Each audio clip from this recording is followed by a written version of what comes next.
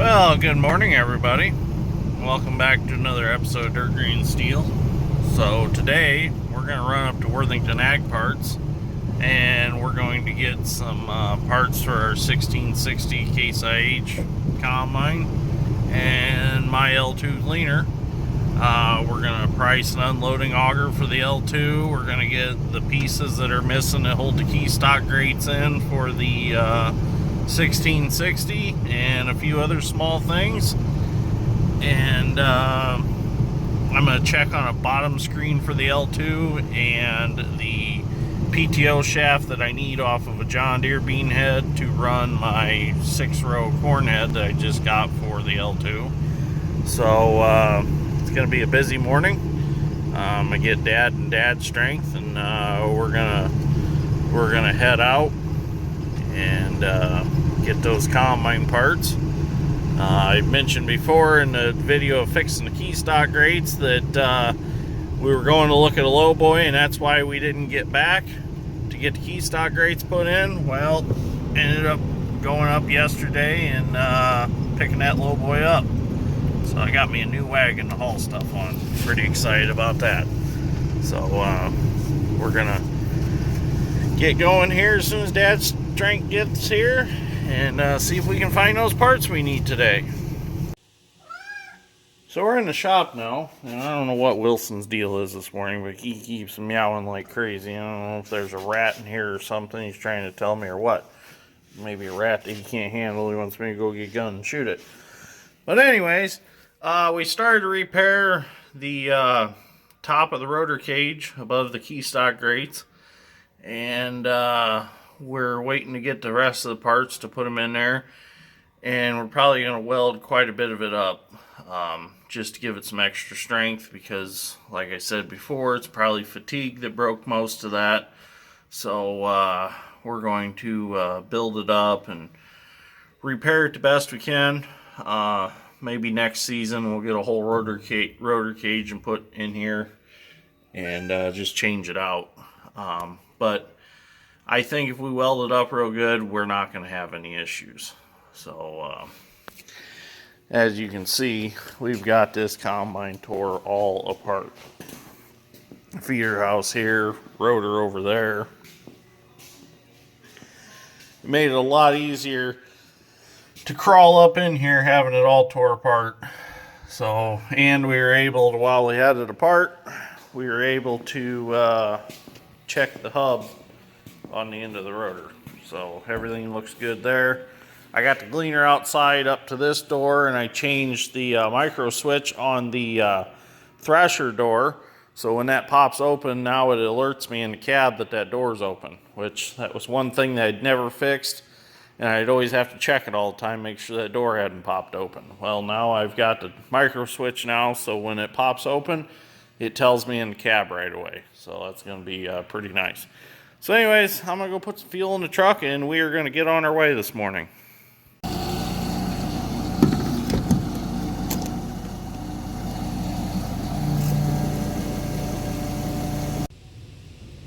So before we take off to Worthington, I grabbed some tools, and I grabbed some big meal wipes and some old Rusties.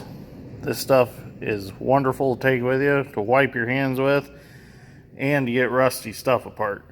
So if you like these products or looking for these products, go to your local Bain Welker dealer and they will have them on the shelf.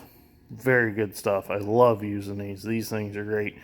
This stuff works really good. And it's only $7 and something a can, so it works really good, and it's not very expensive. And the wipes work awesome too. I mean, look at the different stuff you can do with them. Graffiti even. Pipe dope, hand tools, ink, paint, adhesive. So anyways, Dad's strength's here, so we're gonna get on our way. Well, we're here. Let's see what we can find. Lots of combines. Lots of them to look through. I'm going to see what I can find. Nice little F. M2. I got some digging to do. So I'm out here in the John Deere section looking for the shaft that I need. Go over here real quick, see if there's anything over here. Oh, here's one that's a possibility. Actually, two of them. 1.8" shaft. What's this one? Yep, another possibility right here. So there's another one. Let's go over here. Lots of row dividers. Oh, here's another one. Good, so I got plenty of them. So I got to pick which one I want. And we'll have a drive shaft for the 1063 on the L2 Gleaner. Oh, look, just a piece of random 1.8" shaft. Sweet. Might grab that too and take it home. So I'm going to go dig through and see what I can come up with. See which one's going to work the best for me.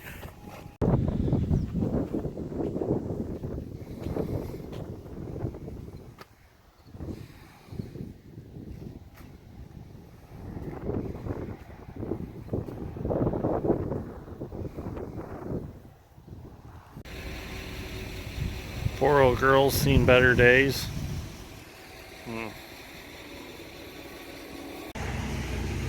Well, I ended up getting two shafts to make the 1063 head work on the Gleaner. Got a side cover for my 1020 bean head. It's not the best of shape, but it's better than what I got. Then I got all the chain idlers to replace my wooden blocks. There was a Gleaner with newer idlers on it, so I got those, and we got all the pieces we need for the 1660. So we're gonna head back home. And the auger, unloading auger on the M2 wasn't the right length for the L2, so I'm not gonna get that today. So time to head home and work on combines. So I got a little behind in videos. So what we ended up doing yesterday after we got back from Worthington Ag Parts was we got the key stock grates put back in the combine. Got everything that we needed to put them back in. So when we got home, we got it all fixed up. Everything's welded back together. On the other side, key stock grates are all bolted back in. Now today, we are going to get the rotor put back in. And we also got a door kit that goes between the feeder house and the rock trap. This is the door that goes between there, not the rock trap door. This is the other door underneath that the two springs and chains hold up. Ours, the hinge was all wore out, so you can get this kit still through Case IH, and it solves the problem of that hinge being worn out. So every one we looked at Worthington were not much better than ours. So also we got these new seals that go here that seal between the cone and the beater housing that keep grain from coming out. So if you have this apart, you'll want to put these in new. You just get the seal part here. These are reusable. One of ours had two broken bolts in it, so we got a new piece for both sides actually, and the new seals. So we're gonna get started today and see if we can't get this put back together. So we're in the process of putting the rotor back in. We had to get up here in the engine compartment. I had to take this cover off so that we can line the shaft up for the rotor with the rotor. So I'm going to get a pry bar and hold it over as Dad's strength pushes it in with the Bobcat, and then we'll be done. We'll have the rotor back in, and we can put the whole front back together. There we have it. It's all back in. I had to shift the rotor in, and I spun the pulley as we went up, and it slid right on the shaft. So this part's done. So we got the new door put on the rock trap housing. It's ready to go back on the combine now. Dad's finishing putting the cover back over the rotor on the top inspection cover. Once he's done there, we're gonna set this a little differently on the forks of the Bobcat and hold it up there and get it bolted back in place. And once we get that back on, then we can put the feeder house back on and get the cylinders hooked back up and get it picked back up where it belongs. And then we'll start putting all the hydraulic stuff back on it. We'll put the drive belt all back on it, and then we'll be done. Combine will be back together. We're going to finish changing the oil in it, and it should be ready to go to the field then. So the rotor's all back up in it, as you can see. Rotor's all back in there. Got the cover put back on up there that I used to go through to get the rotor lined up with the drive shaft. So I'm excited to take it back to the field now. All new concaves, new rasp bars. It should eat soybeans very good now. Before you put this back together, make sure that you wire wheel all these surfaces, especially right here where these seals rub on, because the cleaner that these stay, the longer them seals last, and these do get rusty over time, so it's a good time while it's all apart, wire wheel it real good.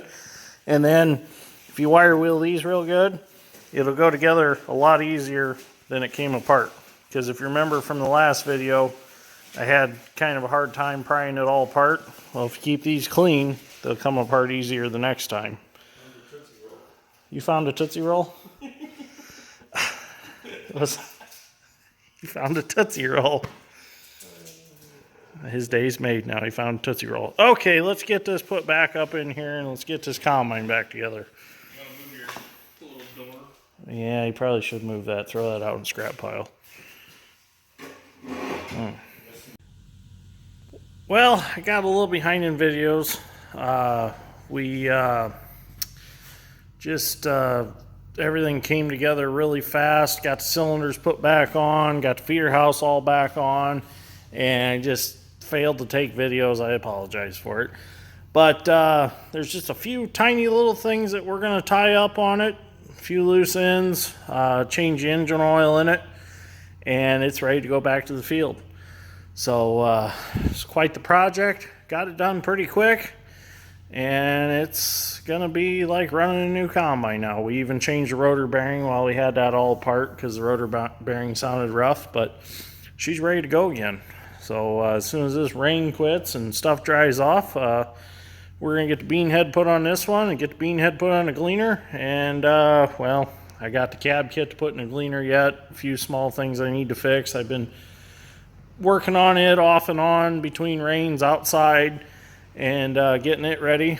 So once this rain stops, we get some sun, get the beans dried back out, we are going to hit it hard, get our 2 hopper bottoms hooked up to 2 of our semis, and get the grain cart put on the 4955, and we're going to hit the beans hard and get them cut and get them done and move on to corn. So Wilson says good night, everybody. Can you say good night? Well, I guess he can't. He don't speak human. Anyways, so if you like this episode of Dirt, Grain, and Steel, give me a like and subscribe, and stay watching because things are going to get exciting. We're going to get back in the field. We're going to get some stuff done, and I'm going to take you along for the adventure. So thanks for watching. I'll see you on the next one.